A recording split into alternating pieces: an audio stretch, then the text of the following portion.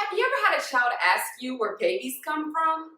Well, if you haven't, it can be a really awkward situation depending on the age of the child. And you're not too sure if your answer should be, well, babies come from the stork, of course, or when mommy and daddy love each other very much, well, you know the rest of the story. But let's fast forward to what happens after mommy and daddy love each other very much. Fast forwarding after a whole lot of cool biological transformations happen to the mommy. Fast forwarding leading up to a baby being born. The day a baby is born, it is immediately introduced to breast milk. 80% of mothers that do breastfeed are recommended to begin feeding within an hour of birth. Breast milk is more than just food for your baby. The first 6 months of an infant's life, breast milk is crucial for the growth and survival. Breast milk supplies the needed nutrients for the child, builds the immune system, and even serves as a laxative to prepare your baby for the first of many poo-poos.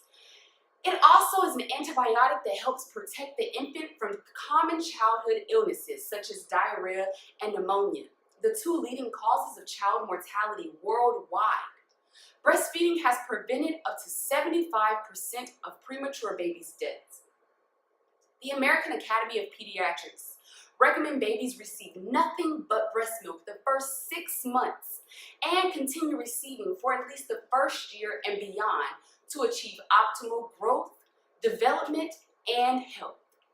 Breastfeeding is not only beneficial for the baby, but the mother as well. It reduces the risk of breast and ovarian cancer, along with type 2 diabetes and postpartum depression. Once a mother begins to feed, she usually has to pump her milk about every 3 hours. If not, her body could stop producing breast milk. A woman must also pump or feed the baby to avoid severe pain and occasional infections throughout the day. Breastfeeding can help the mother heal faster, allowing the uterus to return to its pre-pregnancy size and lower postpartum blood loss. If you are a breastfed baby, you should definitely take the time to be thanking your mother for contributing to your years of good health. Those adolescents and adults who are breastfed babies are less likely to have type 2 diabetes and even perform better on intelligence tests. So, if breastfeeding gets so important to the human growth and survival, why haven't workplaces across the board incorporated lactation spaces for mothers? So get this. According to the 2017 census report, a baby is born every 8 seconds, and UNICEF estimates that 353,000 babies are born each day, making that a whopping 128,845,000 precious little babies born a year. And to think, every newborn baby needs a mother's milk to ensure their health and survival. Yeah, you could run the risk of feeding your baby formula, but then you run into numerous issues like bacteria, unsafe water, and even unsterilized equipment. And not to mention, formula isn't even natural. A mother's breast milk is not only natural, but is specifically biologically formulated for that individual child. Breast milk has the ability to change every single time a child latches onto the breast to suit the needs of that child at that time. Breast milk has been looked at as a rare and precious form of nutrients and said to have had healing powers, often being compared to gold, giving breast milk the nickname liquid gold. Similar to breast milk, gold is a rare and durable mineral that has been found on every continent of the earth.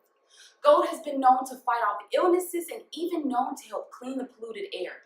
Gold is valued at $1,148 per ounce. Imagine that. Your body could produce gold, pure liquid gold, but suddenly you're forced to stop producing gold just so you can go back to working your 9 to 5 to support your family.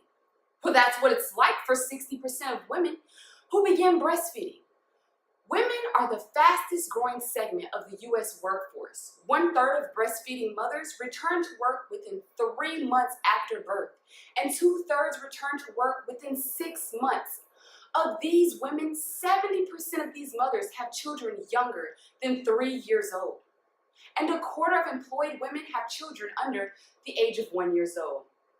Unfortunately, for many moms, they're forced to abandon breastfeeding partially or completely because they don't have the adequate time, a place to breastfeed, nor store their milk, forcing 60% of mothers to not continue breastfeeding for as long as they desire.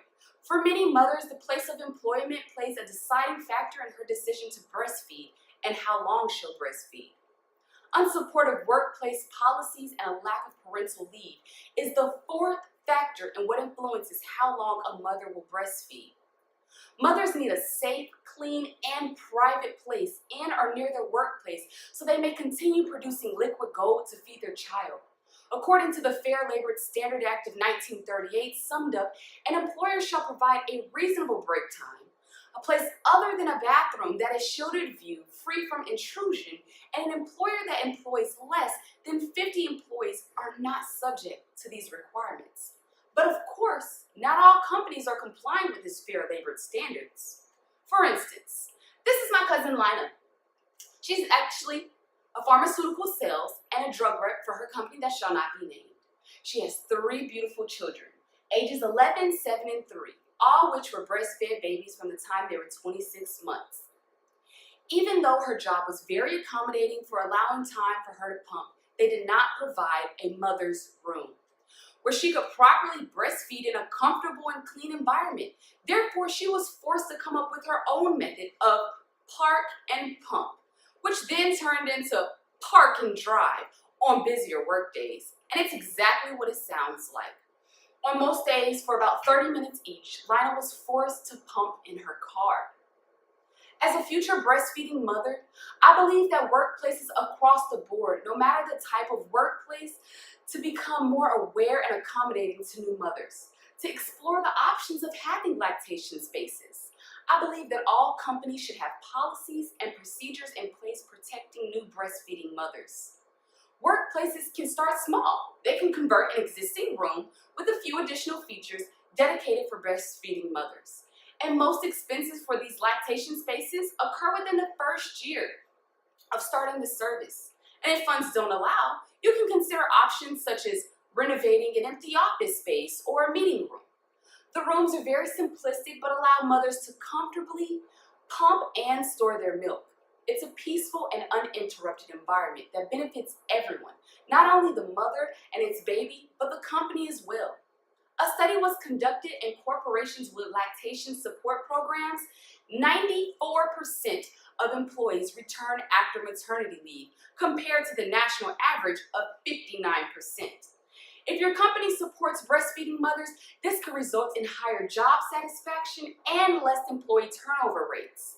Companies should have policies in place complying with these federal regulations to protect and support its GOAT employees. This allows roles and responsibilities to be clearly defined so that both supervisors and employees are aware of the breastfeeding policies and procedures. It also allows for companies to provide mother's rooms so that people like Lina don't have to park and pump in the office parking lots. So let's protect our moms, protect our babies, and most importantly, save and protect the liquid gold. Thank you.